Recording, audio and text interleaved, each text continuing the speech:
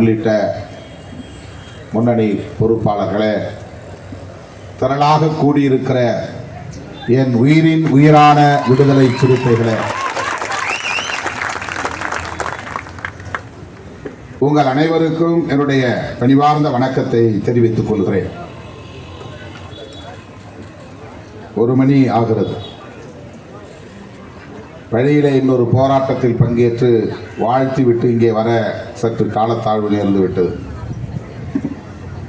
இந்த ஆர்ப்பாட்டம் மிகுந்த வலியோடு நாம் ஒருங்கிணைத்திருக்கிறோம். சட்டம் நிறைவேறிவிட்டது. நிறைவேற்றப்பட்ட சட்டத்தை திரும்ப பெற வேண்டும் என்ற கோரிக்கையை முன்னிறுத்தி தமிழ்நாடு முழுவதும் அனைத்து மாவட்ட தலைநகரங்களிலும் இந்த ஆர்ப்பாட்டத்தை நாம் ஒருங்கிணைத்திருக்கிறோம். இதை அறிமுகப்படுத்துகிற போதே நாம் கடுமையாக நாடாளுமன்றத்தில் எதிர்த்தோம். விடுதலை சிறுத்தைகள் கட்சி மட்டுமல்ல, இந்தியா கூட்டணியை சார்ந்த அனைத்து கட்சிகளும், காங்கிரஸ் பேரியக்கம், இடதுசாரி கட்சிகள், திராவிட முன்னேற்ற கழகம், திரிணாமுல் காங்கிரஸ் என்று இந்தியா கூட்டணியில் இடம்பெற்றுள்ள இந்திய யூனியன் முஸ்லீம் லீக் உள்ளிட்ட அனைத்து கட்சிகளும் மிக கடுமையாக எதிர்த்தோம். கடந்த ஆகஸ்ட் மாதம் இதை அறிமுகப்படுத்தினார்கள். 2024 ஆகஸ்ட். இந்த கடுமையான எதிர்ப்பை அவர்கள் எதிர்பார்த்திருந்தார்கள், ஆளும் கட்சியை சார்ந்தவர்கள்.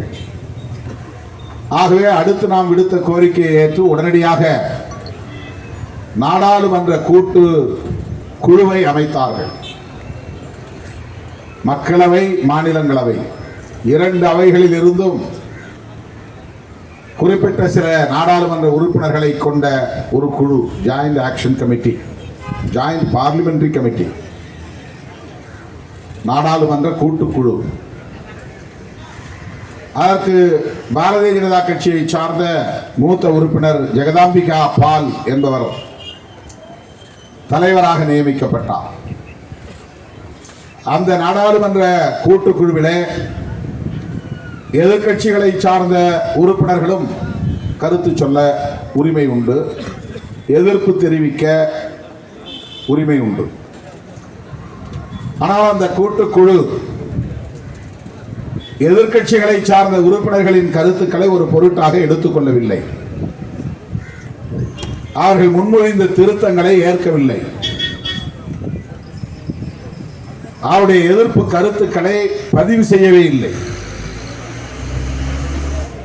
பல நேரங்களில் அவர்களை அந்த அமர்வில் இருந்து சட்டமன்றத்தில் வெளியேற்றுவது போல் வெளியேற்றியும் விட்டார்கள். ஆகவே அந்த கூட்டுக்குழு பொருளற்றதாகிவிட்டது. ஆனாலும் ஆளுங்கட்சிக்கு ஆதரவான உறுப்பினர்களை கொண்டு சில திருத்தங்களை பரிந்துரைகளாக வைத்து அதன் அடிப்படையிலே அந்த சட்ட திருத்தத்தை அல்லது அந்த திருத்த சட்டத்தை மீண்டும் நாடாளுமன்றத்தின் அவையிலே கொண்டு வந்து விவாதித்து நிறைவேற்றி இருக்கிறார்கள்.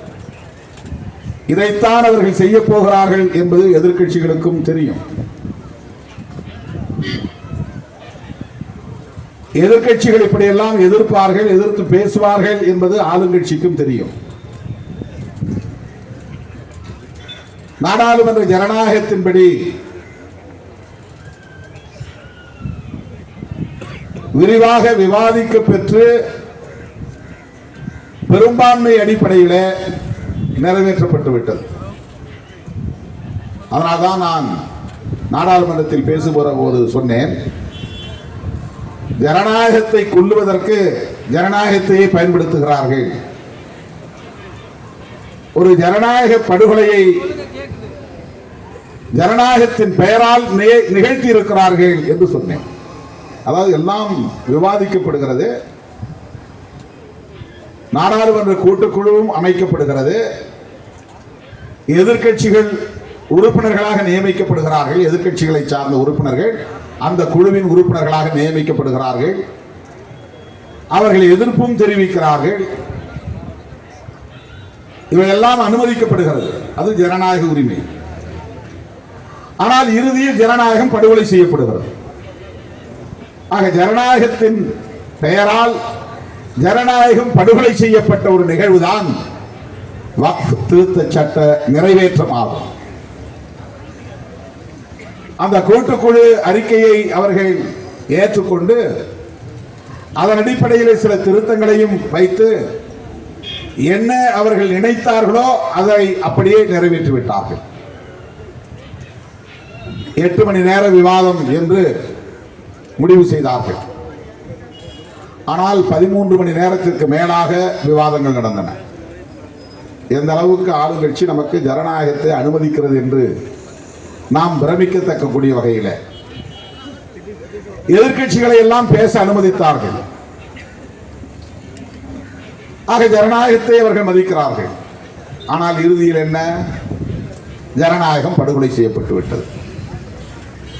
ஆக ஜனநாயகத்தின் பெயரால் ஜனநாயகத்தை படுகொலை செய்வதுதான் புதிய பாசிசம், அதுதான் நியூ பாசிசம், நவீன பாசிசம் என்று நாம் சொல்லுகிறோமே, அதுதான் இது. சட்டத்தின் பெயரால் சட்டவிரோத செயலை செய்வது. வக்ஃப் திருத்த சட்டம் நிறைவேற்றப்பட்டு விட்டது, இது ஒரு சட்டம். ஆனால் இந்த சட்டத்தின் பெயரால் அரசமைப்பு சட்டத்திற்கு விரோதமாக செயல்படுவது. அரசமைப்பு சட்டம் என்ன சொல்லுகிறது? செகுலரிசம், மத சார்பின்மையை சொல்லுகிறது. மத சார்பின்மை என்றால் என்ன பொருள்? அரசு அதிகாரத்தை பயன்படுத்தி ஒரு மதத்திற்கு ஆதரவாகவோ அல்லது ஒரு மதத்திற்கு எதிராகவோ செயல்படக்கூடாது என்பதுதான் மத சார்பின்மை. ஒரு தனிநபர் மத சார்பை செய்ய முடியும். நான் ஒரு இந்து மதத்திற்கு ஆதரவாக செயல்பட முடியும் என்பது தனிநபருக்கான உரிமை. அவர் மதம் சார்ந்து இயங்கலாம், அதை இந்த சட்டம் அனுமதிக்கிறது. ஆனால் அரசு, மக்களால் தேர்ந்தெடுக்கப்பட்ட இந்திய அரசு, இந்திய ஒன்றிய அரசு ஒரு மதத்திற்கு சாதகமாகவோ இன்னொரு மதத்திற்கு எதிராகவோ செயல்படக்கூடாது என்பதுதான் மத சார்பின்மை. ஆனால் இந்த திருத்த சட்டம் என்ன செய்கிறது? இஸ்லாமிய சமூகத்தின் சொத்து நிர்வாகத்தில் தலையீடு செய்கிறது. அதை கையகப்படுத்துகிறது சட்டத்தின் பெயரால். ஆக்கிரமிப்பு செய்கிறது சட்டத்தின் பெயரால். தாம் விரும்பியதை போல உறுப்பினர்களை நியமனம் செய்கிறது சட்டத்தின் பெயரால். வெளிப்படைத்தன்மை என்கிற பெயரால் ஊடுருவுகிறது சட்டத்தின் பெயரால். மதசார்பின்மையை வலியுறுத்தக்கூடிய அரசமைப்பு சட்டத்திற்கு எதிராக அந்த சட்டத்தை பயன்படுத்தியே நாடாளுமன்ற விவாதத்தை நடத்தி மதசார்பின்மைக்கு எதிராக செயல்படுகிறது. ஆக சட்டத்தை பயன்படுத்திய சட்டத்தை அழிப்பது, ஜனநாயகத்தை பயன்படுத்திய ஜனநாயகத்தை படுகொலை செய்வது, இதுதான் பாஜக அரசு கையாளுகிற நவீன பாசிசம். இதான் நியூ பாசிசம். மேலோட்டமா பார்த்தா எதிர்கட்சியெல்லாம் பேசுறாங்களே, இது ஜனநாயகம் இல்லையா? ஜனநாயகம் தான். காங்கிரஸ் எதிர்ப்பு தெரிவிக்கவில்லையா? எதிர்ப்பு தெரிவித்தது. கம்யூனிஸ்டுகள் எதிர்ப்பு தெரிவிக்கவில்லையா? எதிர்ப்பு தெரிவித்தார்களே. இஸ்லாமியர்கள் எதிர்ப்பு தெரிவிக்கவில்லையா? எதிர்ப்பு தெரிவித்தார்களே. 8 மணி நேரம் விவாதத்தை 13 மணி நேரம் நடத்தவில்லையா? நடத்தினோமே, நடத்தினார்களே.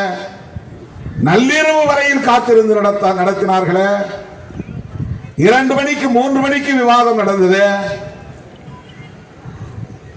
விடிய விடிய விவாதம் நடத்தினார்களே.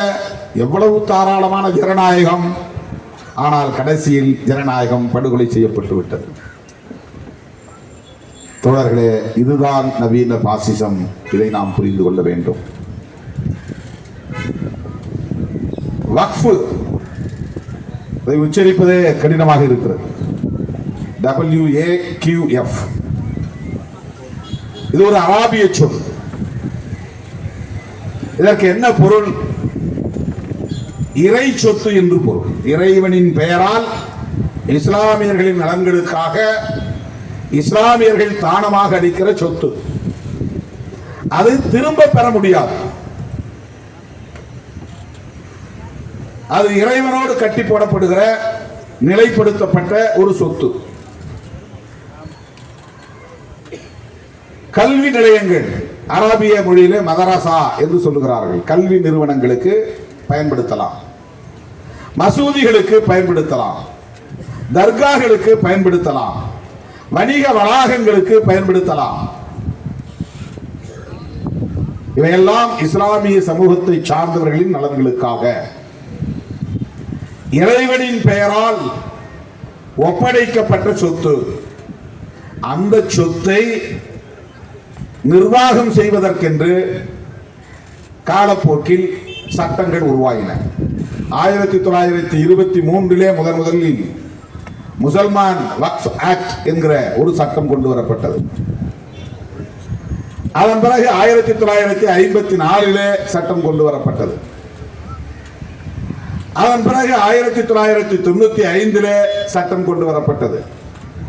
இந்த சட்டங்கள் எல்லாம் இதுவரையில் பிஜேபிக்கு முன்னர் வரையில், இவர்கள் ஆட்சிக்கு வருவதற்கு முன்பு வரையில் இந்த சட்டங்கள் அனைத்தும் என்ன சொல்லுகின்றன என்றால், வக்ஃபு என்கிற பெயரால் உருவாக்கப்பட்டிருக்கிற அந்த சொத்து, அதற்கென்று உருவாக்கப்படுகிற மாநில வாரியாக உருவாக்கப்படுகிற வக்ஃபு வாரியங்கள், ஸ்டேட் போர்டு, மாநில அரசுகளால் உருவாக்கப்படுகிற போர்டு, ஆங்கிலத்திலே போர்டு, தமிழிலே வாரியம் என்கிறோம்.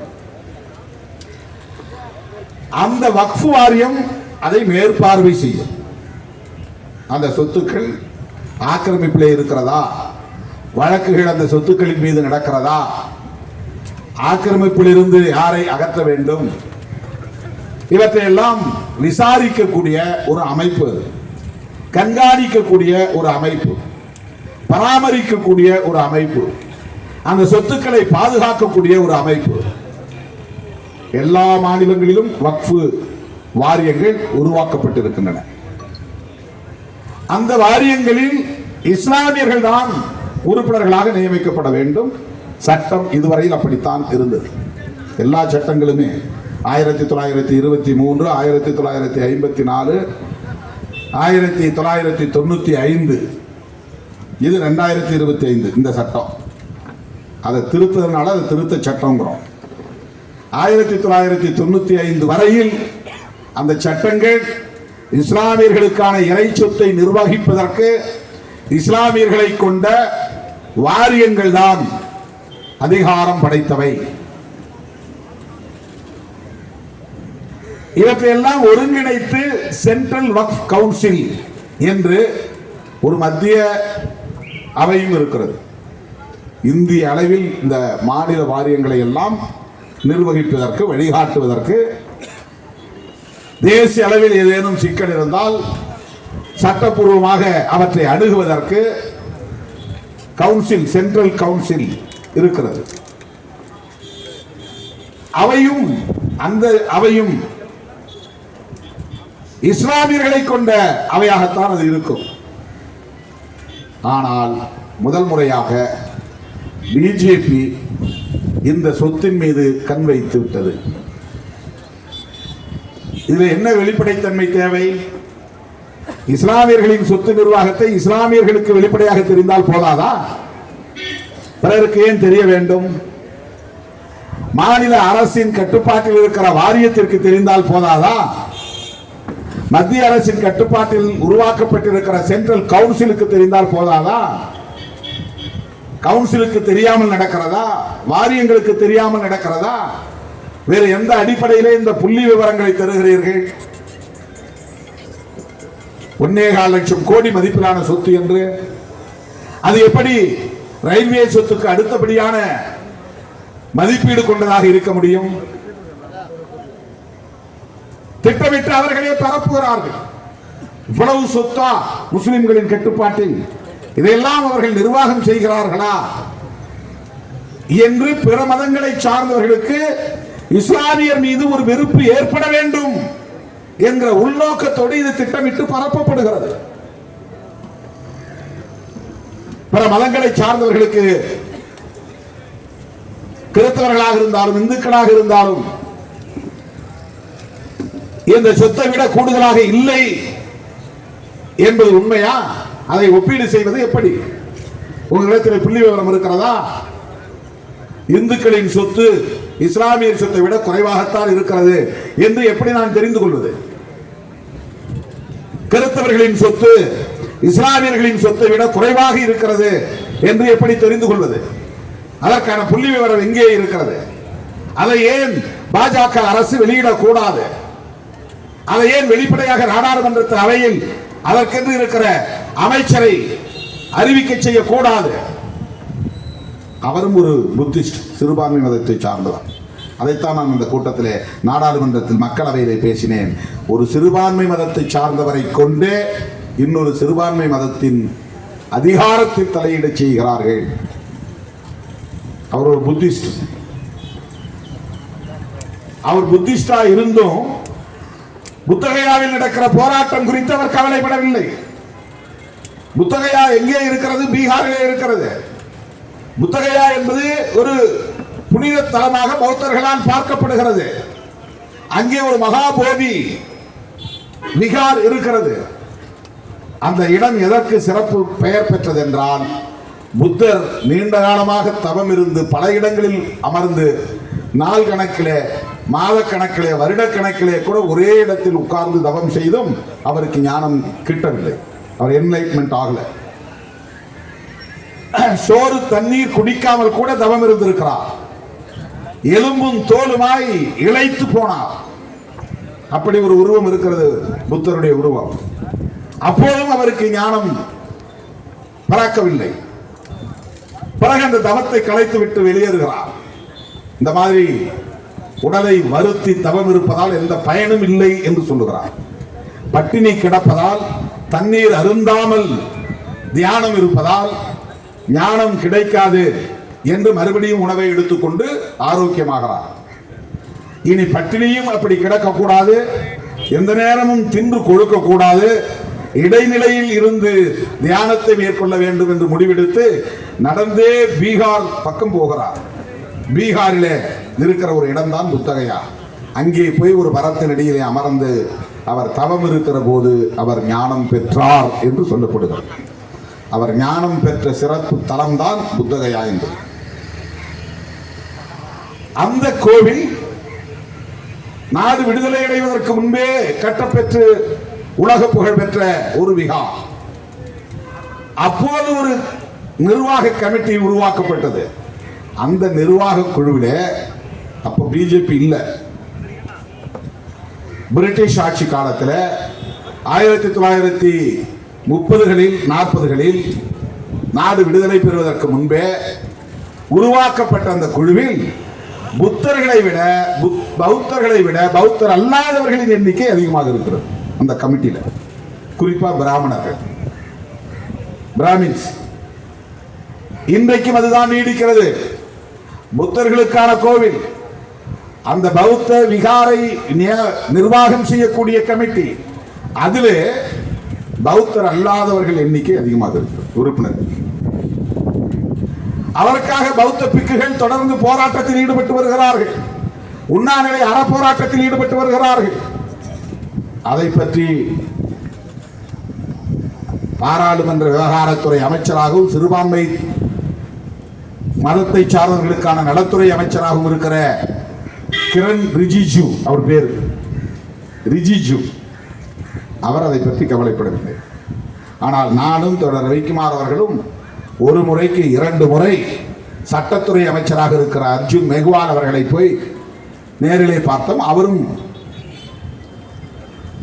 ஒரு தலித், ஆனால் அவர் RSS வளர்ப்பு. பிஜேபி IAS ஆக இருக்கிற போதே RSS தன்னை ஈடுபடுத்திக் கொண்டவர். RSS மாணவர் ABVP மாணவர் இயக்கத்திலிருந்து வளர்ந்தவர். 8 முறையோ 9 முறையோ MP-யாக தேர்ந்தெடுக்கப்பட்டவர். தொடர்ந்து அமைச்சராக இருப்பவர். அவர் சட்டத்துறை அமைச்சராக இருப்பதனால் அவரை 2-3 முறை நேரிலே போய் பார்த்து அதற்கென்று இருக்கிற ஒரு குழுவினரையும் உத்தரப்பிரதேசத்திலிருந்தும் மகாராஷ்டிராவிலிருந்தும் வந்தவர்களை அழைத்து கொண்டு போய் பார்த்தோம். ஒரு வாரத்தில் இந்த பிரச்சனையை நான் செட்டில் பண்றேன்னு சொன்னார். 1 மாசம் ஆச்சு. இன்னும் புத்தகையாவில் போராட்டம் தொடர்கிறது. அது என்ன பிரச்சனை என்றால், இன்றைக்கு இஸ்லாம் மதத்தின் சொத்து நிர்வாகத்தை நடைமுறைப்படுத்துவதற்கான சட்டம் என்ன சொல்லுகிறதோ அது ஏற்கனவே பௌத்த மதத்தின் மீதும் அந்த தாக்குதல் நடத்தப்பட்டிருக்கிறது. பௌத்தர் அல்லாதவர்கள் உறுப்பினர்களாக இருக்கிறார்கள், பிராமணர்கள் உறுப்பினர்களாக இருக்கிறார்கள். அந்த பௌத்த விகாருக்குள்ளே போனால் ஒரு இந்து கோவிலுக்குள் நுழைவதை போல் இருக்கிறது. நான் போயிட்டு வந்தாங்க. இந்து கோவில்களில் என்ன வகையான பூஜை புனஸ்காரங்கள் செய்யப்படுகின்றனவோ செய்யப்படுகிறது. ஏன்னா நிர்வாகம் பிராமணர்களின் கட்டுப்பாட்டில் இருக்கிறது. இந்துக்கள் பெரும்பாலும் புத்தர் சிலையை வைத்திருப்பார்கள். வீட்டுக்குள்ள போனீங்கன்னா அது புத்தர் சிலை இருக்கும். அது திருஷ்டி கழிக்கிறதுக்காக அவங்க வச்சிருக்கிறாங்க. லாஃபிங் புத்தான்னு ஒன்று வச்சிருப்பாங்க, சிரிக்கிற புத்தர். அதை வச்சா நிறைய குபேரன் ஆகிடலாம், சொத்து சேர்க்கலாங்கிறதுக்காக வச்சிருக்கிறாங்க. பௌத்த கொள்கைக்காக கிடையாது. அவர்களின் நம்பிக்கை புத்தரே மகாவிஷ்ணுவின் அவதாரம் தான். எனவே பௌத்த மதமே இந்து மதத்தின் ஒரு கிளை தான். அதனால்தான் பௌத்தத்திற்கு மாறினாலும் இடஒதுக்கீடு உண்டு. அரசமைப்பு சட்டத்திலே திருத்தம் கொண்டு வந்து பௌத்த மதம் இந்து மதத்தின் ஒரு கிளை, எனவே பௌத்தத்திற்கு மாறினாலும் உங்களுக்கு இடஒதுக்கீடு உண்டு என்று அனுமதித்திருக்கிறார்கள். பௌத்தத்தை சுதந்திரமாக இயங்க விடாமல் இந்து மதத்தின் ஒரு கிளையாகிவிட்டார்கள். மகாவிஷ்ணுவின் அவதாரம் என்ற புராண கதைகளை அப்படியே அவர்கள் இன்றைக்கு ஏற்றுக்கொண்டு அதை சட்டப்பூர்வமாகவும் இந்து மதத்தின் கிளையாக மாற்றிவிட்டார்கள். நீங்க எத்தனை லட்சம் பேரை கூட புத்திஸ்டா மாத்தலாம், ஒன்றும் பிரச்சனை பண்ண மாட்டான். ஆனா ஒரு ஊர்ல போய் 100 பேரை நீ முஸ்லீமா மாற்றினால் மிகப்பெரிய வன்முறை வெடிக்கும். பௌத்தத்துக்கு நீ மாறினாக்க உன்னை ஒண்ணுமே கண்டுக்க மாட்டான். வாங்க தொடருங்க. ஏன்னா அரசமைப்பு சட்டமே பௌத்தத்தை இந்து மதத்தின் கிளை என்று ஏற்றுக்கொண்டதாக. அதனால் நான் சட்டமன்றத்தில் பேசும்போது சொன்னேன், அவங்களுக்கு தனி சட்டம் வேண்டும், பர்சனல் லா. அதை இந்து மேரேஜஸ் ஆக்டோட அவங்க இணைச்சு வச்சிருக்கிறாங்க. இந்து மதத்தினுடைய சட்டங்கள் தான் பௌத்தர்களாக இருப்பவர்களுக்கும் பொருந்தும், பர்சனல் லா இல்லை. இவங்களுக்கு ஷரியத்தில் சட்டம் தனியா இருக்கு, கிறிஸ்தவ மதத்திற்கு தனி சட்டம் இருக்கு, அது பேர் பர்சனல் லா. பௌத்தத்திற்கு தனி சட்டம் இல்லை. தொடர்ந்து மக்களவையிலே விடுதலை சிறுத்தைகள் கட்சியின் சார்பில் அதை எழுப்பி வருகிறோம். அவரை போய் அர்ஜுன் மெஹ்வாலை பார்த்து பர்சனல் லா வேணும்னு சொல்லியிருக்கிறோம். இதுக்கு தனியாக ஒரு கமிட்டி உத்தரப்பிரதேசத்தில் மகாராஷ்டிராவில் இருக்கிறாங்க. 10 முறைக்கு மேலே என்ன சந்திச்சுட்டாங்க. அவங்களை அழைச்சிட்டு போய் பலமுறை அவங்கள்ட்ட சொல்லிட்டேன், பர்சனல் லா வேணும், கொண்டு வர மாட்டாங்க. ஏன்னா காமன் சிவில் கோடுன்னு பொது சட்டம் கொண்டு வருவதுதான் அவங்களுடைய அல்டிமேட் எய்ம். முஸ்லீமுக்கு தனி சட்டம் இருக்கக்கூடாது, கிறிஸ்தவர்களுக்கு தனி சட்டம் இருக்கக்கூடாது, பௌத்தர்களுக்கு தனி சட்டம் இருக்கக்கூடாது. இந்தியாவில் நீ வாழ்ந்தால் இந்தியர்கள் தான் என்கிற உணர்வோடு எல்லோரும் ஒரே சட்டத்தின் கீழ் வர வேண்டும். அதான் காமன் சிவில் கோட் அல்லது uniform civil code. Personal law கூடாது. இந்த தாக்குதல் அதிலிருந்து தான் வருகிறது. இந்த சட்டத்தை ஏன் திருத்துறாங்கன்னா, உனக்கு என்ன தனியா சட்டம், உனக்கு என்ன சிறப்பு உரிமை? ஏதோ இவங்கெல்லாம் அராபிய நாட்டிலிருந்து வந்தவர்களை போல எல்லாம் இந்த நாட்டுக்காரர்கள் தான், இந்த மண்ணின் மைந்தர்கள் தான், எங்கள் முன்னோர் தான் இவர்கள், இந்த மண்ணின் மைந்தர்கள் தான், பூர்வீக குடிகள் தான். இங்க இருக்கிற சமூக கட்டமைப்பு இன்னொரு மதத்தை ஏற்க வைக்கக்கூடிய அளவுக்கான நெருக்கடியை தந்திருக்கிறது. சாதியின் பெயரால் உயர்வு தாழ்வு, தீட்டு, வன்கொடுமைகள் என்று உலகில் வேறு எந்த நாட்டிலும் இல்லாத ஒரு அவலம் காலம் காலமாக தலைமுறையாக தொடருகிற சூழலில் எங்கே சகோதரத்துவம் இருக்கிறதோ அங்கே போகிறான், எங்கே சமத்துவம் இருக்கிறதோ அங்கே போகிறான். இஸ்லாம் சகோதரத்துவத்தின் ஒரு அடையாளமாக இருக்கிறது. அதனால் இந்த மண்ணில் இஸ்லாம் வளர்ந்திருக்கிறது. ஏன் இஸ்லாம் உருவாச்சு? முஸ்லீம்கள் இந்த நாட்டை ஆண்டதாளா? கிடையாது. அப்படின்னா அவன் ஆட்சி கிட்டத்தட்ட 800 வருஷம் ஆண்டிருக்கிறான். இந்த நாட்டை இஸ்லாமிய நாடா அவனால் மாற்றிருக்க முடியும். அப்படி மாற்றவில்லை. மதம் மாற்றுகிறார்கள், திட்டமிட்டு மாற்றுகிறார்கள் என்று சொல்லுவது ஒரு அவதூறு. மக்களே உணர்ந்து இந்த மதத்திற்கு போகிறோம் என்று போனார்கள். நான் ஆய்வு செய்தது மீனாட்சிபுரம் மத மாற்றம் குறித்த ஆய்வு. அதுதான் நான் டாக்டரேட் வாங்கியிருக்கேன். அந்த மக்களை யாரும் தூண்டவில்லை.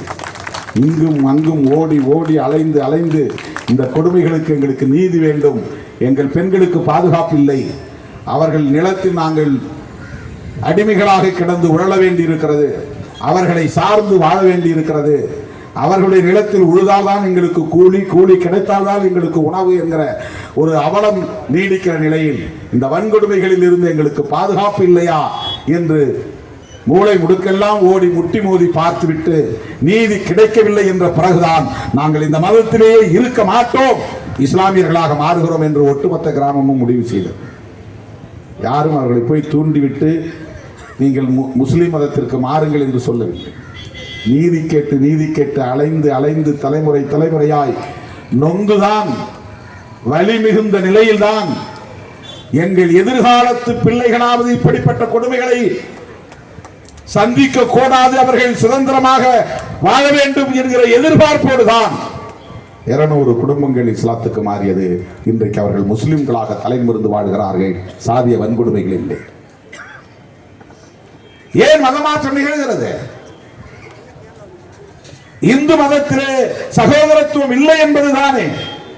இதையெல்லாம் நீங்கள் திருத்தக்கூடாதா? இந்து மதத்திலே திருத்தம் செய்யக்கூடிய தேவை இல்லையா? சகோதரத்துவத்தை உருவாக்குவதற்கு மோடியும் அமித்ஷாவும் RSS அமைப்பும் என்ன நடவடிக்கை எடுத்திருக்கிறது? சாதிய கொடுமைகளை தடுப்பதற்கு என்ன நடவடிக்கை எடுத்திருக்கிறார்கள்? சேரி ஊர் என்று இருப்பிடங்களே பிரிந்து கிடக்கின்றனவே, இரட்டை இந்தியாவாகவே இருக்கிறது. இந்த வாழிடங்களை ஒருமைப்படுத்துவதற்கு என்ன நடவடிக்கை எடுத்திருக்கிறீர்கள்?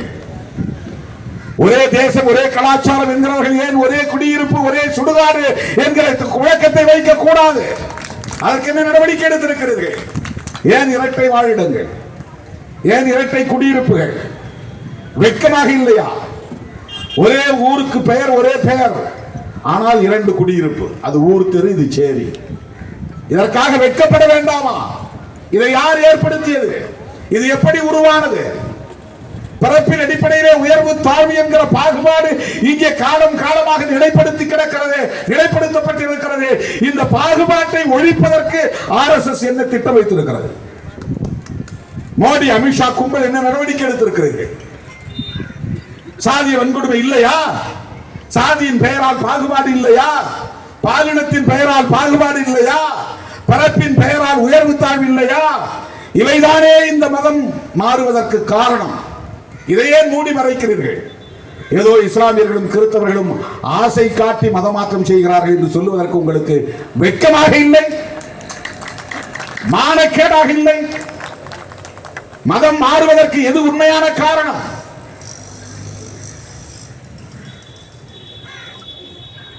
மதம் மாறியவர்கள் அனைவரும் இன்றைக்கு இங்கே இஸ்லாமியர்களாக இருக்கிறார்கள் என்றால் அவர்கள் அனைவரும் மண்ணின் மைந்தர்களே தவிர அராபியர்கள் இல்லை. அவர்களை எப்படி நீ அந்நியர்களாக காட்ட முயற்சிக்கிறாய்? அவர்கள் மீது வெறுப்பை விதைக்கிறாய், அவர்களுக்கான பாதுகாப்பை கேள்விக்குள்ளாக்குகிறாய், அஞ்சி வாழக்கூடிய அச்சத்தையே உருவாக்குகிறாய். பாதுகாப்பு இல்லை. கோயில் என்றால் தனி கோயில், பொதுவான கோயிலுக்குள் இவர்கள் நுழைய முடியாது. கிராமப்புறங்களில் இருக்கிற எந்த கோவிலில் தலித்துகள் உள்ளே நுழைய முடியும்? ஏன் இங்கே மதமாற்றம் நிகழாது? மதமாற்றம் நிகழ்வதற்கு எது காரணம்? அந்நியர்களா? அந்நிய நாடுகளில் இருந்து வருகிற பணமா? கோதுமை போன்ற உணவா? துணிமணிகளா? இதை சொல்லுவதற்கு உங்களுக்கு கொஞ்சம் கூட மனசாட்சி இல்லையா? கோதுமைக்காக ஒருவன் மதம் மாறி விடுவானா? துபாய்க்கு போக வேண்டும் என்பதற்காக ஒருவன் மதம் மாறிவிட முடியுமா? வன்கொடுமைகளில் இருந்து தப்பிக் கொள்வதற்காக, எதிர்கால வாரிசுகளை பாதுகாக்க வேண்டும் என்பதற்காக முன்னோர் எடுத்த முடிவு.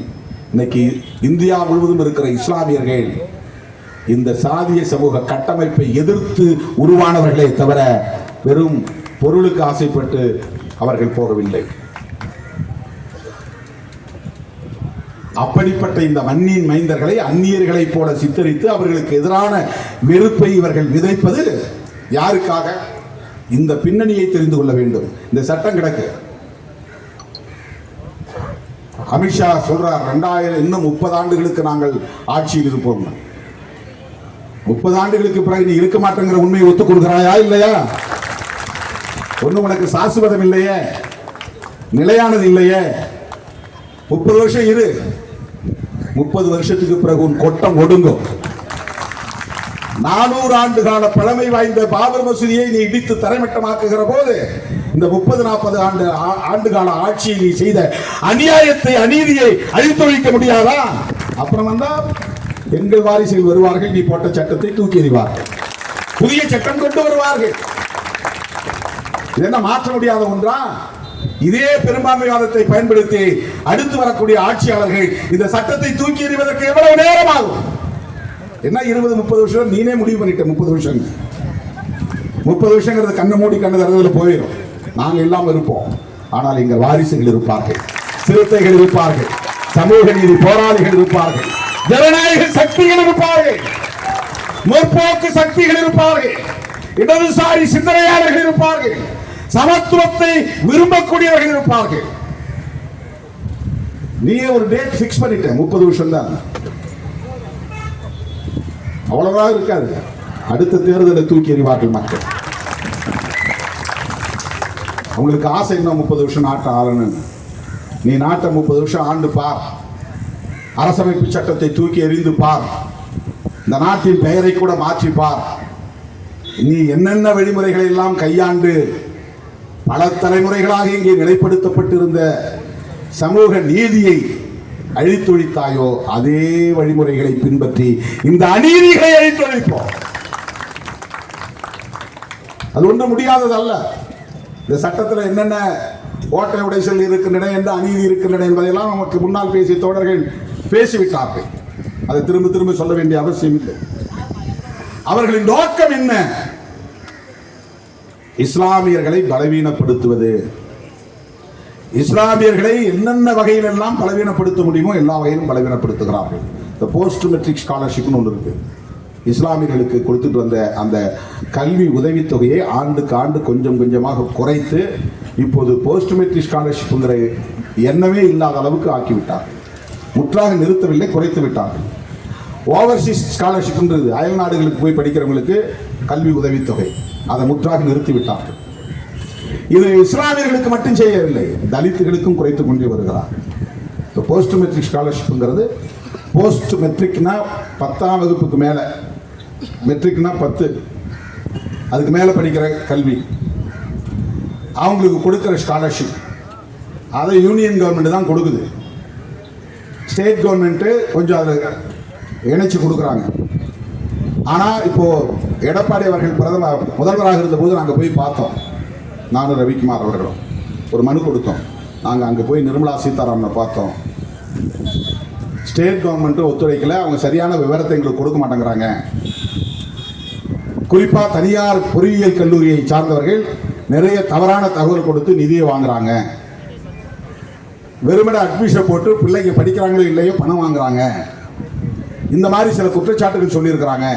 அதனால் நீங்கள் முதலமைச்சர் இந்திய யூனியன் அரசுக்கு முறைப்படி கடிதம் எழுதி அந்த நிதியை பெற்று மாணவர்களுக்கு பயன்படுத்த வாய்ப்பு வழங்குங்கள் என்று கோரிக்கை வைத்தோம். அவங்க அனுப்பல. நாங்கள் என்ன பண்ணுறதுன்னு அவர் சொன்னார். அந்த அம்மாவை நிர்மலா சீதாராமன் அவர்களை பலமுறை நாங்கள் இது தொடர்பாகவே சந்திச்சிருக்கிறோம். எஸ்சி எஸ்டிக்கு மட்டும் இல்லை, எல்லாருக்கும் இது போஸ்ட் மெட்ரிக் ஸ்காலர்ஷிப் படிப்படியாக அவர்கள் குறைத்து வருகிறார்கள். இதெல்லாம் உனக்கு கொடுக்கறதுனால தானே நீ மேலே மேலே படிச்சுட்டே போகிற. உங்கள் அப்பா உனக்கு ஃபீஸ் கட்ட முடியாது, அம்மா ஃபீஸ் கட்ட முடியாது, ஆனால் கவர்மெண்ட் ஃபீஸ் கட்டி நீ படித்து எங்களுக்கு எதிராக பேசுவீங்களா? கவர்மெண்ட் ஃபீஸ் கட்டி நீ படிச்சுட்டு வேலைக்கு, அரசாங்க வேலைக்கு போவ. அப்போ யார் தெருவை கூட்டுறது, யார் கக்கூஸ் கழுவுறது? அவனுடைய கவலை அதுதான். இந்த நிலை போனால் பிறப்பால் உயர்ந்தவர்கள், கடவுளிடம் நேரடியாக பேசக்கூடியவர்கள் நாங்கள் தான் என்று சொல்லிக் கொண்டிருக்கிற பார்ப்பனர்களின் நிலை என்ன ஆகும் என்பதுதான் RSS உடைய கவலை. இந்த பின்னணியில் நீங்கள் புரிஞ்சுக்கணும். இது ஏதோ வெறும் சட்டம் அரசியல் அப்படின்லாம் கிடையாது. RSSக்கு ஒரு அஜெண்டா இருக்கிறது. இந்த சமூக நீதி கோட்பாடு தெருக்கூட்டினவன் பிள்ளையை நீதிபதி ஆக்குகிறது, ஆடு மாடு மேய்த்தனுடைய பிள்ளையை பேராசிரியர் ஆக்குகிறது, துணைவேந்தர் ஆக்குகிறது. இப்போ யாரும் கிராமத்தில் வந்து 10வது வரையிலும் படித்தவனாக இருந்தால் கூட யாரும் வேலைக்கு போகிறது, விவசாய வேலைக்கு போகிறதில்ல, அரசாங்க வேலைக்கு தான் போகிறான். அதுக்கான வேலைகளை முயற்சி செய்கிறான். இல்லைன்னா மெட்ராஸ் வந்துடுறான், பாம்பேக்கு போயிடுறான், டெல்லிக்கு போயிடுறான், இல்லைன்னா நாட்டை விட்டு வெளியே போயிடுறான். உன் வீட்டில் மாடு மேய்க்கிறதுக்கு பேர சாணி வர்றதுல என் பாட்டன் செஞ்சது போதும், என் அப்பன் செஞ்சது போதும், இனிமேல் நான் அவங்கக்கிட்ட சாணி இப்போ அவன்லாம் என்ன பண்ணுறான்னா நிலத்தை பூரா காட்டு கருவை முளைக்கிறது விட்டாங்க. ஏன்னா வேலை செய்யறதுக்கு ஆள் கிடையாது. எங்கள் அப்பா உழைச்சார், எங்கள் தாத்தா உழைச்சார், நான் உழைக்கலை. அவனுக்கு வேலை செய்ய தெரியாது, அவனுக்கு ஏர் பிடிக்க தெரியாது, மாட்டுக்கு தீனி இருக்க தெரியாது, அவனுக்கு வந்து ஒரு நாள் கூட அந்த கொளுத்துற வெயிலில் நின்று குனிஞ்சு வேலை செய்ய தெரியாது. ஆனால் விவசாயி, அவன் பேரில் 100 ஏக்கர் நிலம் இருக்கும். எப்படி விதைக்கணும், எப்படி களை பறிக்கணும், எப்படி அதை அறுவடை செய்யணும், எப்படி கொண்டு வந்து களத்தில் கொட்டணும், அது எதுவுமே அவனுக்கு தெரியாது. இப்போ நான் வேலை செய்யல, அவன் காடெல்லாம் கரம்பாக கிடக்கு, காட்டுக்கருவை முளைச்சி கிடக்கு. அதை தான் இன்றைக்கி அவன் வந்து ஏலம் விட்டு அதை வெட்டி அதில் வர்றதை வச்சு தான் இன்றைக்கி குழப்பம் நடத்துகிறான். இதெல்லாம் ஏன் நிகழ்கிறது? அவனுக்கு கவலை அதுதான்.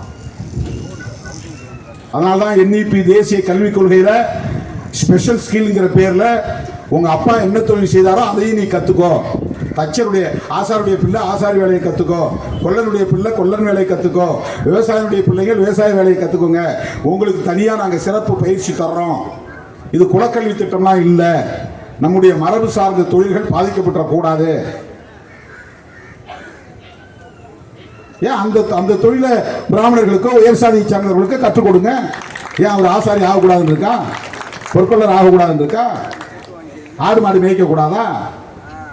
இன்றைக்கு இருக்கிற பிரச்சனைகள் தான் எல்லாம் தலைகீழாக மாறுகிறது. தலை நிமிர சேரி திரளும் தலைகீழாய் நாடு புரளும்.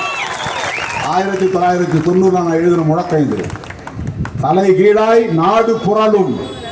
நீ உயர்ந்த சாதின்னு சொல்லியிருந்தவன் கீழே இறங்கி வா, நீ தொடப்பக்கட்டை புடி, தெருவை கோட்டு,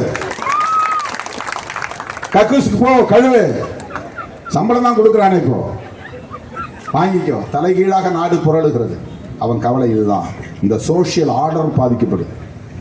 உயர்ந்த சாதியாகவே இருக்க வேண்டும், உடல் உழைப்பு கூடாது, சத்திரியர்கள் சத்திரியர்களாகவே இருக்க வேண்டும், அவர்கள் ஆட்சி அதிகார பீடத்தில் அமர வேண்டும், அவர்கள் உடல் உழைப்பு கூடாது.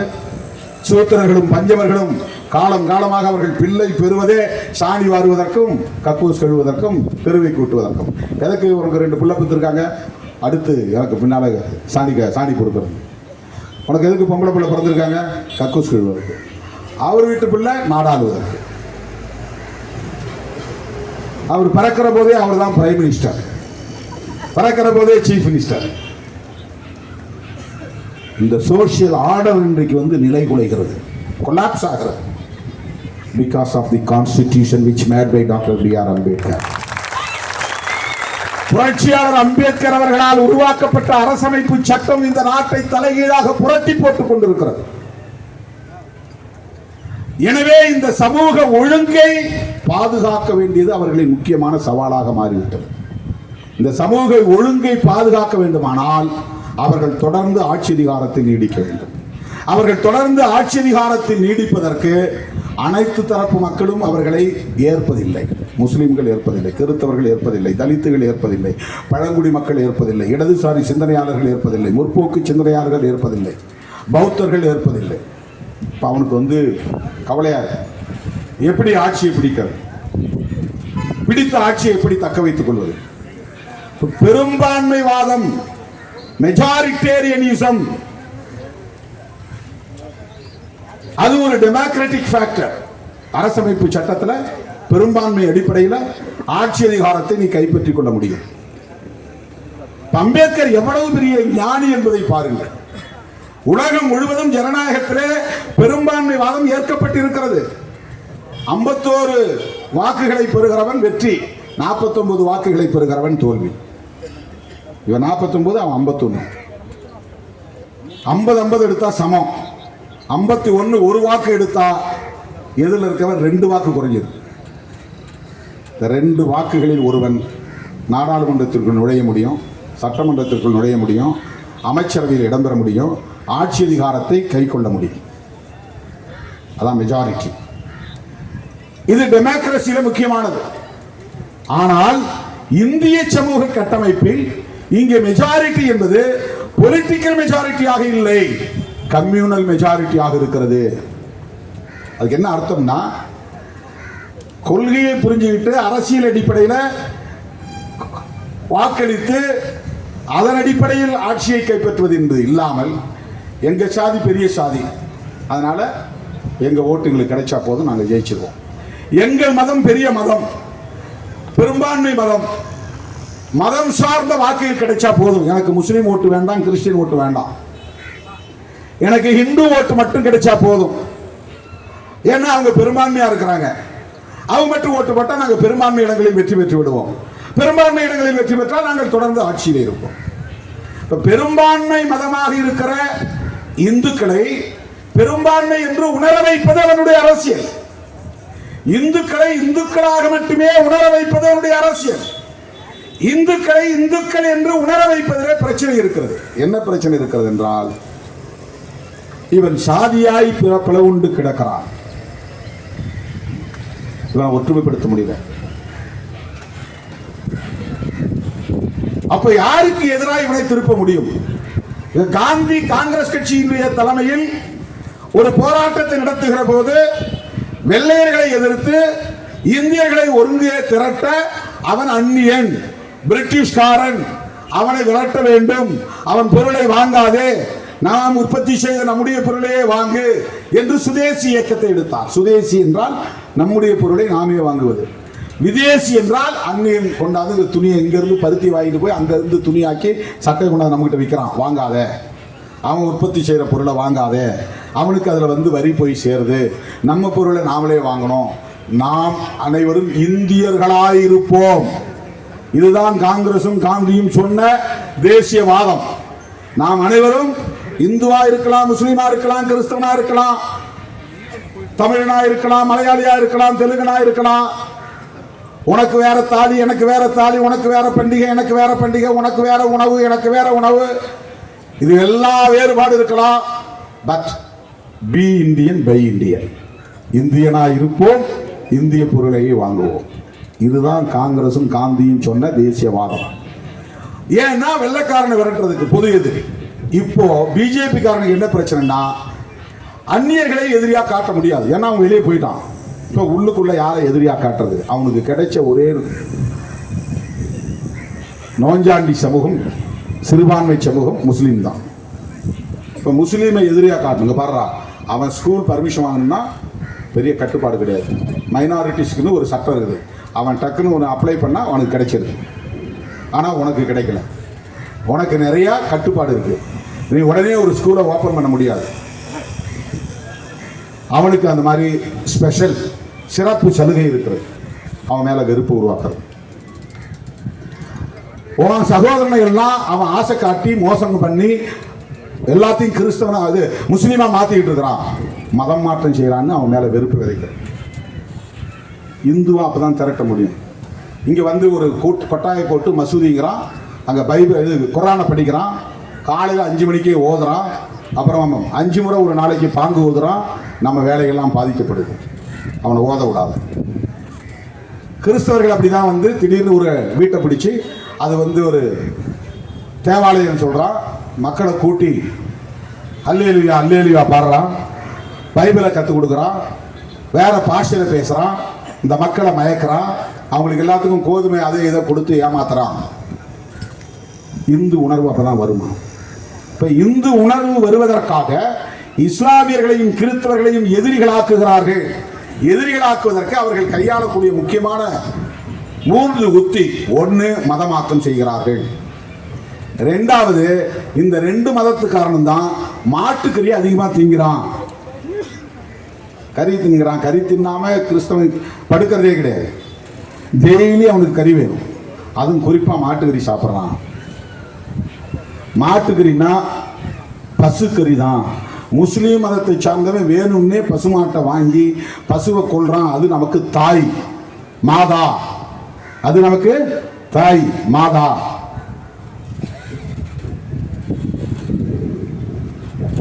இப்படி இந்த இந்துக்களுக்கு எதிராக, முஸ்லிம்களுக்கு எதிராக இந்துக்களிடையே ஒரு அவதூறு பரப்புகிறார் திட்டமிட்டு.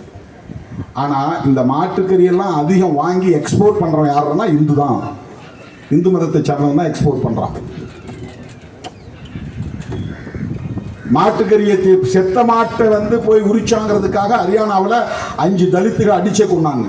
மாடு செத்து போச்சு. அந்த மாட்டை கொண்டு போய் புதைக்கிறதுக்கு பதிலாக தோலாவது பயன்படுமேனு உரிக்கிறான். கறி தின்ன முடியாது, 4 நாள் ஆகி போச்சு, வீணா போச்சு. அதை போய் வெறுமனை புதைக்கிறத விட அதை அறுத்தா அந்த தோலை கொண்டு போய் விற்பனை பண்ணா ஏதோ 100-200 கிடைக்கும். அதுக்காக அந்த மாட்டை போய் அறுக்கிறாங்க.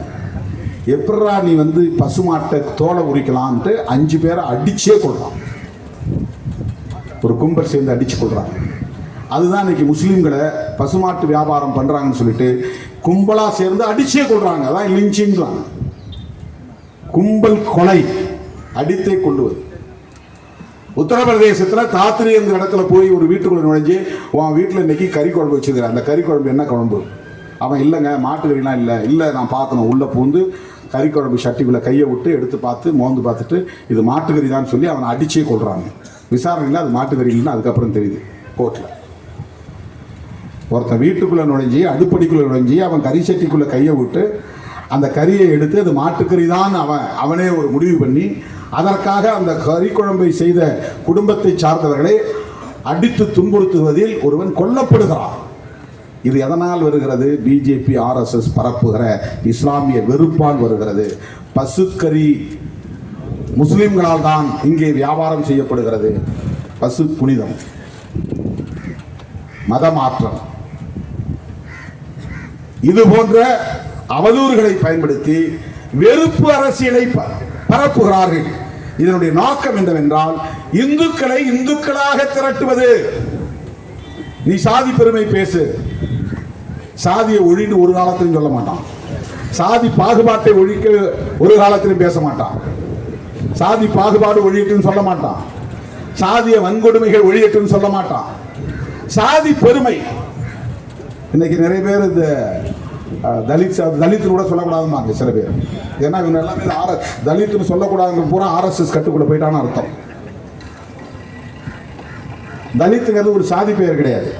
திராவிடன் சொல்லக்கூடாதுங்கிறவன RSS கட்டுப்பாட்டுக்குள்ள போயிட்டான்னு அர்த்தம். 100% எழுதி வச்சு. திராவிடன் சொல்லக்கூடாதுங்கிறவன்லாம் RSS பிஜேபியுடைய கட்டுக்குள்ள போயிட்டான்னு அர்த்தம். திராவிடங்கிறது பெரியார் கண்டுபிடித்தது அல்ல. எங்கள் முப்பாட்டன் பண்டிதர் அயோத்திதாசர் கையில் எடுத்த அரசியல் உத்தியது. அது ஆரியத்திற்கு எதிரானது, பார்ப்பனியத்திற்கு எதிரானது, சனாதனத்திற்கு எதிரானது, சாதிய பாகுபாட்டுக்கு எதிரானது, சமத்துவத்திற்கான அரசியல் அது. ஏன்னா RSS காரன் தான் சொல்றான் திராவிடன் பேசாத, தலித்துன்னு சொல்லாத. தலித்துங்கிறது ஒரு இன்டர்நேஷனல் டேர்ம். அது உலகம் முழுக்க எல்லோருக்கும் தெரிஞ்ச ஒரு சொல்லாடல். அதுக்கு நேரடியான பொருள் என்னன்னா புரோக்கன் பீப்புள்னு அர்த்தம், நொறுக்கப்பட்ட மக்கள்னு அர்த்தம். அவர்கள் ஒரு கம்யூனிட்டியா கூட இல்லை, ஒரு காஸ்டாவும் இல்லை. அவனுக்கு சாதி பற்றியே இருக்காது, அவனுக்கு சாதி பற்றியே இருக்காது. இன்னைக்கு சில பேர் சாதி பற்றி சொல்லிட்டு தெரியுறாங்கன்னா அது வந்து அஜெண்டா, அது இந்துத்துவ அஜெண்டா. நீ சாதி பெருமை பேசு, நான் ஆண்ட பரம்பரைன்னு சொல்லு, நான் சிவகுலத்தை சார்ந்தவன் சொல்லு. பண்டிதர் அரசியல் அது அல்ல.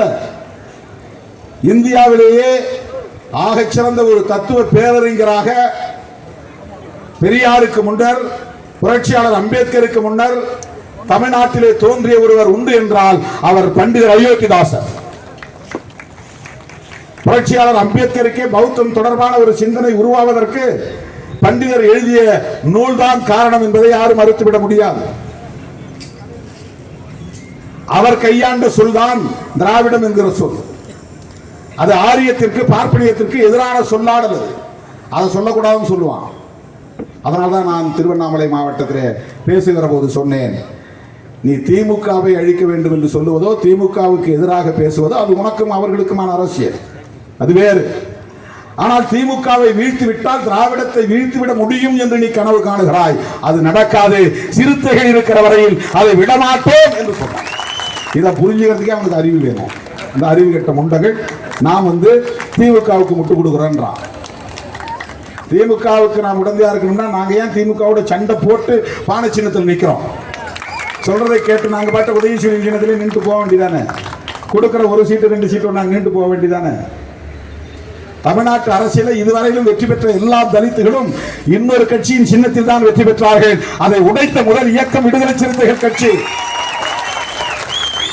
தோற்றாலும் பரவாயில்லை, நாங்கள் தனி சின்னத்தில் நிற்போம், தனித்துவத்தை நாங்கள் பாதுகாப்போம் என்ற உறுதியோடு தான் கூட்டணியில் உறவு காண்கிறோம். ஏன் அப்புறம் நீ அதை விட்டு வெளியே வர மாட்டேங்கிற? இது ஒரு அரசியலா பேசுறேன். ஏன் நீ விரும்பினா நான் வரணுமா? உன் ஆசையை நான் நிறைவேற்றணுமா? உன்னுடைய அரசியல் கணக்குகளுக்கு நான் பலியாக வேண்டுமா?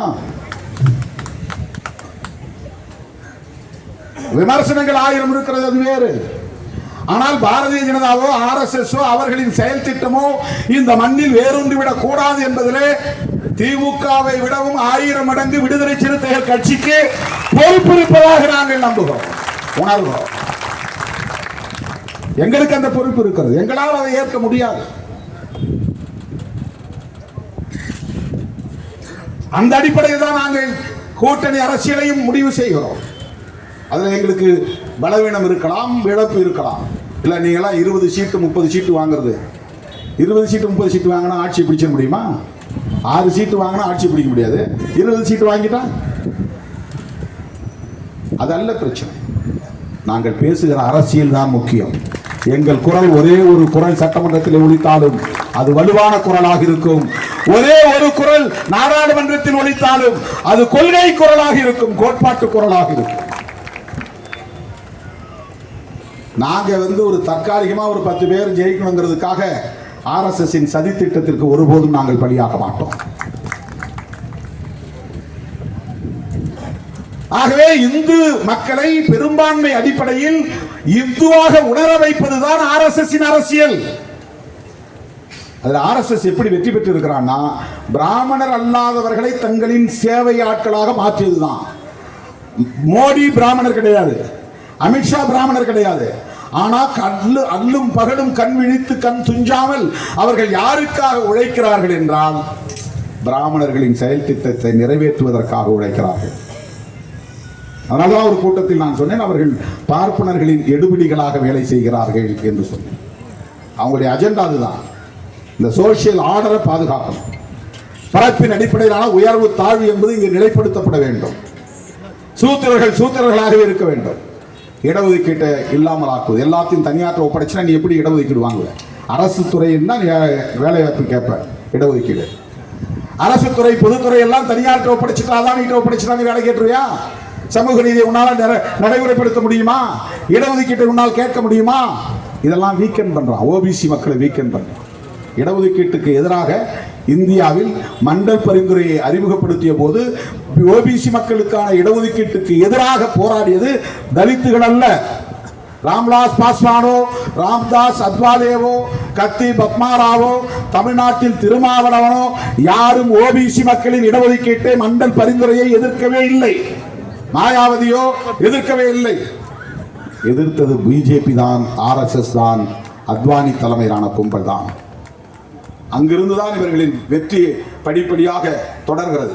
ஓபிசிக்கு எதிராக இடஒதுக்கீடு கொடுக்க கூடாது என்று அவர்கள் வீதிக்கு வந்து போராட தொடங்கி, அத்வானி தலைமையிலே ரத யாத்திரை தொடங்கி ரத்த யாத்திரையாக மாறி அதனுடைய அடுத்த நிகழ்வாக தான் பாபர் மசூதி இடிக்கப்பட்டது. பாபர் மசூதி இடிக்கப்பட்ட பிறகுதான் இவர்களின் எண்ணிக்கை கூடுகிறது. 400 ஆண்டு கால பழமை வாய்ந்த ஒரு வரலாற்று சின்னம் பாபர் மசூதி. அந்த இடத்துல ராமர் பிறந்தாரா உச்ச நீதிமன்றம் சொல்லல. கீழே இருந்த கட்டிடம் இந்து கட்டிடமா இல்லைன்னு சொல்லிட்டான். பிறந்தாராங்கிறதுக்கு ஆதாரம் கிடையாது. உச்ச நீதிமன்றம் ஒத்துக்கொண்டு ஆழ தோண்டுகிற போது அங்கே சில கட்டிடங்கள் கிடைத்தன. அந்த கட்டிடங்கள் இந்துக்களின் கட்டிடங்கள் தான் அல்லது கோவிலுக்கான கட்டிடங்கள் தான் என்பதற்கு ஆதாரம் உண்டா என்றால் ஆதாரம் இல்லை. உச்ச நீதிமன்றம் தெளிவா தீர்ப்பு சொல்லிருச்சு. அங்கே ராமர் பிறந்தார் என்பதற்கு ஆதாரம் இல்லை. கீழே தோண்டப்பட்ட இடத்தில் கிடைத்த கட்டிட வடிவங்கள் இந்து கோவில் இருந்ததற்கான ஆதாரமாக தெரியவில்லை. அதுதான் அவன் பிரச்சனை பண்ணதே. ரெண்டுமே இல்லைன்ட்டான். ஆனால் அங்கே தான் கோயில் கட்டணும், ராமர் கோயில் கட்டணும் தீர்ப்பு கொடுக்குறான். இது எவ்வளவு பெரிய அநீதி! உச்ச நீதிமன்றமே அப்படித்தான் தீர்ப்பு வழங்குகிறது. அதுக்கு மேலே ஒன்றும் கிடையாது. உச்ச நீதிமன்றமே அப்படித்தான் தீர்ப்பு வழங்குது. அவர்கள் சொன்ன எதுவுமே உண்மை இல்லை என்று மறுத்துவிட்டு, பரவாயில்ல அவங்க கேட்குறாங்க, உங்களுக்கு ஒரு இடம் தனியாக கொடுக்குறோம், ஒரு 5 ஏக்கர் 10 ஏக்கரை கொடுக்குறோம், அங்கே போய் நீங்கள் மசூதி கட்டிக்கிங்க, அதே பாபர் மசூதியை அதை அரசாங்கமே மாநில அரசாங்கமே கட்டணும், இங்கே போய் ராமர் கோயில் கட்டுங்க. ராமர் கோயில் கட்டியாச்சு, மசூதி கட்டினாங்களா? கட்டல. யார் கேட்கறது? யாரும் கேட்கல. இது எவ்வளவு பெரிய அநீதி! இது பாபர் மசூதியை இடித்தது இந்துக்களை ஒருங்கிணைப்பதற்காக, இந்துக்கள் என்கிற உணர்வை நிலைப்படுத்துவதற்காக. ராமர் கோவிலை கட்டியது இந்துக்கள் என்று உணர வைப்பதற்காக, ஒன்றுபடுத்துவதற்காக, இந்து சமூகம் பெரும்பான்மை சமூகம் என்று நிலைப்படுத்துவதற்காக. கடைசியில் அயோத்தியால ராமர் என்ன பண்ணிட்டார்னா, பிஜேபி தோற்கடிச்சிட்டார். அந்த கோயில் இருக்கிற அந்த தொகுதியில பிஜேபி படுதோல்வி. ராமருக்கு நாம் நன்றி சொல்ல வேண்டும். நீ செய்யறது அநீதி, என்ன பயன்படுத்தி என் பேர்ல இவ்வளவு பெரிய அநீதி நீ செய்யற. ஒரு மசூதியை உடைச்சது மட்டுமில்லாமல் ஆயிரக்கணக்கான இஸ்லாமியர்களை கொன்று குவித்தீர்கள், அவர்களை அச்சுறுத்தி வைத்திருக்கிறீர்கள். இது பெரிய அநீதி என்று ராமரே தீர்ப்பு எழுதிவிட்டார். அதுக்கு பிறகு அவருடைய டார்கெட் என்ன தெரியுமா? இந்தியாவுக்குள்ள ஜம்மு காஷ்மீர், அது முஸ்லிம்கள் பெரும்பான்மையாக இருக்கக்கூடிய காஷ்மீர் பகுதி வேற, ஜம்மு பகுதி வேற. ஜம்முல இந்துக்கள் பெரும்பான்மை, அதுல காஷ்மீர்ல முஸ்லிம்கள் பெரும்பான்மை. லடாக்னு ஒரு பகுதி இருக்குது, அது பௌத்தர்கள் பெரும்பான்மை இருக்கிற பகுதி. இந்த 3 கம்யூனிட்டி இருக்கிற ஒரு மாநிலம் தான் ஜம்மு காஷ்மீர் மாநிலம். இதை 3ஆ துண்டா உடைச்சிட்டான் கம்யூனலா இந்த கவர்மெண்ட். காஷ்மீர் தனி, ஜம்மு தனி, லடாக் தனி. அதுக்கு ஒரு சட்டம் கொண்டு வந்துட்டான், ஆர்டிகிள் 370 ரிப்பீல்டு. இதெல்லாம் டார்கெட்டட், குறிவைக்கப்பட்ட செயல் திட்டங்கள். இதெல்லாம் ஒன்னொன்னா அஜெண்டாவில் ஒன்னொன்னா செஞ்சுக்கிட்டே வரான். பாபர் மசூதி இடிக்கிறது ஒரு அஜெண்டா, ராமர் கோயில் கட்டணுங்கிறது ஒரு அஜெண்டா. அஜெண்டான்னு ஆங்கிலத்தில் சொல்றது செயல் திட்டம்னு தமிழில் சொல்றோம். அஜெண்டா அதான் ஏற்கனவே அவன் டிசைன்டு, முடிவு பண்ணி வச்சுக்கிட்டான், திட்டமிட்டு வைத்துக் கொண்டான். அடுத்து ஜம்மு காஷ்மீரை நீ ஒன்னா இருக்கிறதுனால தானே அங்க அவங்கள இந்த சட்டம், நம்முடைய அரசமைப்பு சட்டத்திலே போட்டிருப்பான், ஜம்மு காஷ்மீரை தவிர பிற இந்திய பகுதிகளுக்கான சட்டம். இந்த கான்ஸ்டிடியூஷன் வந்து ஜம்மு காஷ்மீருக்கு பொருந்தாது, அதிலே இருக்கும். இப்போ அவங்களுக்கு அவங்க ஏற்ற சட்டம் தான் கான்ஸ்டிடியூஷன், தனியாக அவங்க வச்சுக்கிறாங்க. அவங்க மாநிலத்தில் இருக்கிற சட்டமன்றங்கிறது அவங்களுக்கு ஒரு பார்லிமெண்ட் மாதிரி. அது நம்ம பார்லிமெண்ட்ல இருப்பாங்க, நம்மோட இந்திய எல்லைக்குள்ளே இருக்கிறோங்கிறதுக்கான ஒரு பிரதிநிதித்துவம், அவ்வளவுதான். இந்த அக்ரிமெண்ட்ல தான் அவங்க இங்க நம்மோட வந்து சேர்ந்தாங்க. பாகிஸ்தான் பிரியும் போது ஜம்மு காஷ்மீர் பகுதியை சார்ந்தவர்கள் பாகிஸ்தானோட சேர்றதா இந்தியாவோடு சேர்றதான்னு பிரச்சனை வருது. அப்ப மன்னராக இருந்தவர் பட்டேலோடும் பண்டிட் ஜவஹர்லால் நேரு அவர்களோடும் பேச்சுவார்த்தை நடத்துகிற போது நாங்க அங்க போல உங்க கூட வர்றோம், ஆனா எங்களுக்கான இண்டிவிஜுவாலிட்டி, தனித்தன்மை பாதிக்கப்படக்கூடாது. இங்க யாரும் வந்து இடம் வாங்குறோம், கோயில் இங்க வந்து சுற்றுலாத்தலமா இதை மாத்திக்கிறோம் அப்படின்லாம் அங்க வரக்கூடாது அப்படிங்கிற கண்டிஷன் பேர்ல தான் வந்து சேர்ந்தாங்க. அதுக்கு ஒத்துட்டு தான் நேருவும் பட்டேலும் அரசமைப்பு சட்டத்தை உருவாக்கும் போது அம்பேத்கர்டையும் விவாதிச்சு 370 கொண்டு வராங்க. இது அவனுக்கு கண்ணை உறுத்துது. 370ங்கிறதையே நீக்கிட்டு அந்த ஜம்மு காஷ்மீர் அவன் கண்ட்ரோல்களை கொண்டு வந்து இப்ப யாரும் அங்க போகலாம், யாரும் அங்க நிலம் வாங்கலாம். அதானி தமிழ்நாட்டுக்குள்ள வந்து துறைமுகத்தை கட்ட முடியும், விமான நிலையத்தை கட்ட முடியும், இங்க வந்து முதலீடு செய்ய முடியும். ஜம்மு காஷ்மீர்ல போக முடியாது. முன்ன அங்க போய் யாரும் வீடு வாங்கி சொந்தமா தங்க முடியாது. அது வந்து உலகத்திலேயே ஒரு சொர்க்க பூமி என்று சொல்லக்கூடிய அளவுக்கான இயற்கையிலேயே எழில் ததும்பும் ஒரு பகுதி. எல்லாம் இமயமலை அடிவாரம், பள்ளத்தாக்குகள், அவ்வளவு அழகான ஒரு பகுதி. ஹெவன் இன் த லேண்ட் என்று சொல்லக்கூடிய அளவுக்கு, சொர்க்கம் பூமிக்குள்ளே இருக்கிற ஒரு பகுதின்னு சொல்லக்கூடிய அளவுக்கான ஒரு பகுதி. அங்கே போய் இவங்களால ஒரு கெஸ்ட் ஹவுஸ் கட்ட முடியல. யார் அதானி அம்பானிக்கு போய் தங்குறதுக்கு, ஓய்வு எடுக்கிறதுக்கு அங்கே போய் தங்க முடியல, ஹோட்டலில் தான் போய் தங்கணும். இப்போ அங்கே யாரும் லேண்ட் வாங்கலாம். அதான் அவங்களுக்கு போய் அவங்க இன்வெஸ்ட் பண்ணணும். அவங்களுடைய ஃப்ரெண்டு அதானியும் அம்பானியும் போய் அங்கே முதலீடு பண்ணணும். அந்நிய நாட்டுக்காரலாம் அங்கே வந்து இடம் வாங்கணும். யார் வேணாலும் அங்கே போய் இப்போ வீடு வாங்க முடியும், அங்கே குடியேற முடியும். இது அவனுடைய 2வது டார்கெட், முஸ்லீம்களை பலவீனப்படுத்துவோம். அதை முடிச்சுட்டான். பாபர் மசூதி இடிச்சிட்டான், ராமர் கோயில் கட்டிட்டான். அவனுக்கு இருக்கிற கடைசியாக இருக்கிறது என்னென்னா, உனக்கு பர்சனல் லா கூடாது, கிறிஸ்டினுக்கு பர்சனல் லா கூடாது. அதாவது கிறிஸ்டினுக்கு வந்து இப்போது அவங்க வந்து மேரேஜ் பண்ணுறதா இருந்தால் எப்படி பதிவு பண்ணுங்கிறது சட்டம் தனியாக இருக்குது. முஸ்லீம்கள் திருமணம் பண்ணணும்னா எப்படி பதிவு செய்யணும், விவாகரத்து பண்ணணும்னா எப்படி விவாகரத்து பண்ணணும், வாரிசு ஒரு குழந்தைய தத்து எடுக்கணும்னா எப்படி தத்து எடுக்கணும், அவங்க வாரிசு லீகல் ஹேர் யார் அதை எப்படி உறுதிப்படுத்தணும், இதுக்கெல்லாம் தனி சட்டம் இருக்குது. அதான் பர்சனல் லா. ஹிந்து சக்சஷன் ஆக்ட் வாரிசு உரிமை சட்டம் இருக்குது. ஹிந்து மேரேஜஸ் ஆக்ட் இருக்குது. அது மாதிரி கிறிஸ்டியன் மேரேஜஸ் ஆக்ட் இருக்குது. டைவர்ஸ் பண்ணுறது கூட கிறிஸ்டியனிட்டி வேற, முஸ்லீமில் வேற, ஹிந்துவில் வேற. இதை சொல்கிறான். இந்துவில் ஒருத்தன் வந்து உடனே விவாகரத்து வாங்க முடியாது. கோர்ட்டுக்கு போனால் 2 தரப்புலையும் பயங்கரமான விவாதம் நடக்கும். ஃபேமிலி கோர்ட்டில் காம்ப்ரமைஸ்லாம் நடக்கும். அவ்வளோ ஈஸியாக வாங்க முடியாது. ஆனால் முஸ்லீம் மதத்தில் தலாக் தலாக் தலாக்குன்னு 3 தடவை சொன்னால் விவாகரத்து வாங்கிக்கலாம்.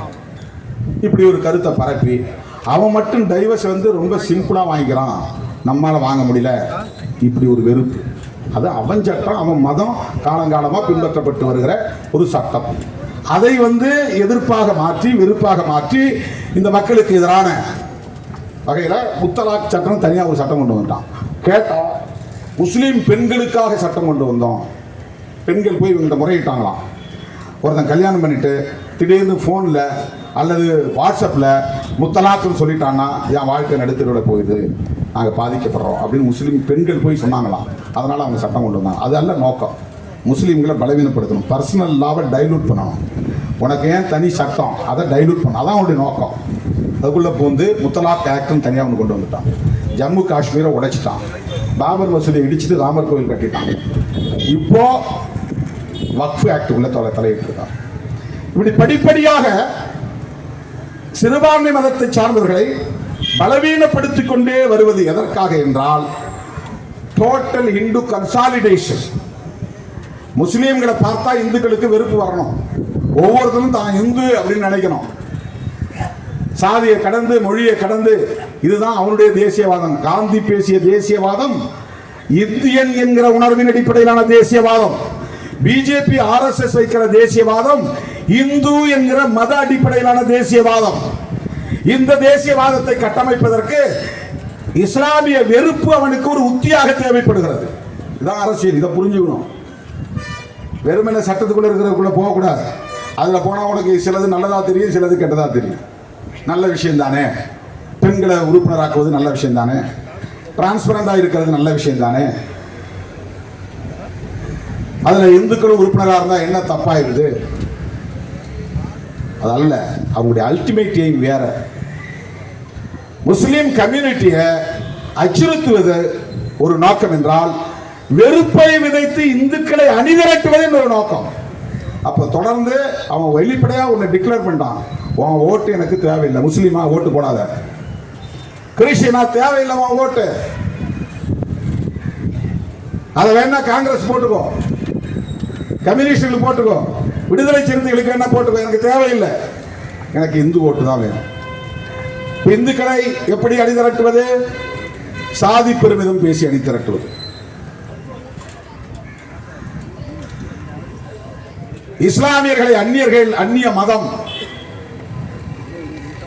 பௌத்த மதத்தை இந்தியாவில் தோன்றிய மதங்கிறான், முஸ்லீம் மதத்தை வெளிநாட்டில் தோன்றிய மதங்கிறான். ஆனால் வெளிநாட்டில் தோன்றியவர்கள் உருவாக்கிய எல்லாவற்றையும் அவன் பயன்படுத்துகிறான். நீ பயன்படுத்தக்கூடிய ஒரு மைக்காக இருந்தாலும் சரி, லைட்டாக இருந்தாலும் சரி, செல்போனாக இருந்தாலும் சரி, எது இந்தியன் கண்டுபிடிச்சது சொல்லு, அல்லது இந்து கண்டுபிடிச்சான்னு சொல்லு. ஐன்ஸ்டீன் யார்? இந்துவா? நியூட்டன் யார்? இந்துவா? Alva Edison, Thomas Alva Edison யார்? இந்துவா? யாராவது ஒரே ஒரு விஞ்ஞானி, உலகத்தையே புரட்டி போடக்கூடிய அறிவியல் கண்டுபிடிப்புகளை மனித குலத்துக்கு வழங்கி இருக்கிற ஞானிகளை, விஞ்ஞானிகளை ஏன் இந்து மதம் உருவாக்கவில்லை, இந்தியா உருவாக்கவில்லை? இதுக்காக உன்னால பதில் சொல்ல முடியுமா? அவன் பயன்படுத்துற விமானத்தை அவன் கண்டுபிடிக்கிறான், நீ விமானத்தில் பறக்கிற. அது மட்டும் அந்நியன் கண்டுபிடிச்ச உனக்கு வேணும். செல்போன் அந்நியன் கண்டுபிடிச்ச உனக்கு வேணும். அதெல்லாம் அவனுடைய உண்மையான நோக்கம். இந்துக்களை ஏமாத்துறான், இந்து சமூகத்தை ஏமாற்றுகிறான். இந்து உணர்வை உருவாக்குவதற்கு இஸ்லாமிய வெறுப்பு அவனுக்கு ஒரு உத்தியாக தேவைப்படுகிறது. தோழர்களே, இந்த சட்டம் வந்த பிறகு என்ன ஆகும்னா, மதரசா இருக்கிற இடம் வக்ஃபு சொத்து இல்லைம்பா. இதை நீ காட்ட முடியாது. ஏன்னா ஆவணம் இல்லை. ஏன் ஆவணம் இல்லை? அது 400 வருஷத்துக்கு முன்னால் கொடுத்தது, 100 வருஷத்துக்கு முன்னால் கொடுத்தது, 200 வருஷத்துக்கு முன்னால் கொடுத்தது. அப்போ மதரசாவை காலி பண்ண இந்த அர்த்தம். இந்த முஸ்லீம் ஸ்கூல் இருக்கக்கூடாது. மசூதி இடத்துல டாக்குமெண்ட் பார்க்குறோம். இந்த மசூதி இருக்கிற நிலத்துக்கு என்ன டாக்குமெண்ட் இருக்கு? டாக்குமெண்ட் இல்லை. எந்த காலத்தில் வந்துச்சு? 150 வருஷத்துக்கு முன்னாடி. யார் கொடுத்தது? யாரோ கொடுத்தாங்க. ஏதாவது ஆதாரம் இருக்கா? ஆதாரம் இல்லை. மசூதியோட இப்படிதான் பிரச்சனை வரப்போகிறது. சுடுகாடு, கிரேவியார்டு, முஸ்லிம்களுக்கான சுடுகாடு, இதுக்கு என்ன ஆதாரம் இருக்கிறது? ஒரு 100 வருஷத்துக்குள்ள இருந்தா டாக்குமெண்ட் இருக்கும், 150 வருஷம் இருந்தா கூட டாக்குமெண்ட் இருக்கும். அதுக்கு முன்னாடி கொடுத்தாலும் டாக்குமெண்ட் இருக்காது. தப்பித்தவரி செப்பு பட்டை இருந்தா ஓகே, பட்டை இல்லைன்னா யார் அதெல்லாம் பாதுகாத்து வச்சிருப்பா? இஸ்லாமியர்களின் சொத்துக்களை இந்த பெயரால் இனி அபகரிப்பதுதான் அவர்களின் நோக்கம். அபகரிப்பது மட்டுமல்ல, அதன் மூலம் இந்துக்களுக்கு முஸ்லிம்களுக்கும் இடையிலே வன்முறைகளை தூண்டுவது அவர்களின் நோக்கம். அவனுக்கு இந்த மாதிரி எந்த நேரமும் இந்து முஸ்லிம் வன்முறை நடந்துகிட்டே இருந்தாதான் இந்து கன்சாலிடேஷன் நிகழும், இந்து பெரும்பான்மைவாதத்தை கட்டமைக்க முடியும். ஆகவே அவர்களின் நோக்கம் வக்ஃபு சொத்தை பாதுகாப்பதல்ல, வெளிப்படை தன்மையை நிலைநாட்டுவதல்ல, ஏழை முஸ்லிம்களுக்கு உரிமை கிடைக்க வேண்டும் என்பதல்ல, முஸ்லிம் பெண்களையும் உறுப்பினராக்குவதல்ல. முஸ்லிம்களின் வக்ஃபு சொத்து என்று சொல்லப்படக்கூடிய சொத்துக்களில் ஆதாரம் இல்லாமல், ஆவணம் இல்லாமல் பயன்பாட்டில் இருக்கிற சொத்துக்களை எல்லாம் இது வக்ஃபு சொத்து இல்லை என்று டிக்ளேர் செய்வது, அதன் மூலம் அவற்றை அபகரிப்பது. அபகரிக்கிற போது இஸ்லாமியர்களுக்கும் இந்துக்களுக்கும் இடையிலே மோதலை தூண்டுவது. மோதல் வருகிற போது அவங்களுக்கு கன்சாலிடேஷன் ஆகும். நாடக காதல்னு சொல்லி திருமாவளவன் கூட இருக்கிறவங்க தான் இப்படி எல்லாம் பண்றாங்கன்னு சொல்லி தலித் வெறுப்பை விதைத்தால், தலித் அல்லாதவர்களை கன்சாலிடேட் பண்ணுவதன் மூலம் எல்லா சாதி இந்துக்களும் நம்ம பிள்ளைக்கு ஓட்டு போட்டுருவாங்கிறதுக்காக தருமபுரியில் ஒரு வன்முறை நடத்தப்பட்டது. திவ்யா இளவரசன் பிரச்சனை. அந்த தருமபுரியில் நடந்த நாயக்கன் கொட்டாய் பக்கத்தில் நடந்த நத்தம் கிராமம் தாக்கப்பட்டது தேர்தலுக்காக நடத்தப்பட்டது. வன்னியர் அல்லாத பிற சாதி இந்துக்களையும் ஒருங்கிணைப்பதற்கு தலித் வெறுப்பு ஒரு அரசியல் உத்தியாக கையாளப்பட்டது. அதுதான் உண்மை. அதேதான் இஸ்லாமியர் வெறுப்பு இந்தியா முழுவதும் பரப்பப்படுகிறது.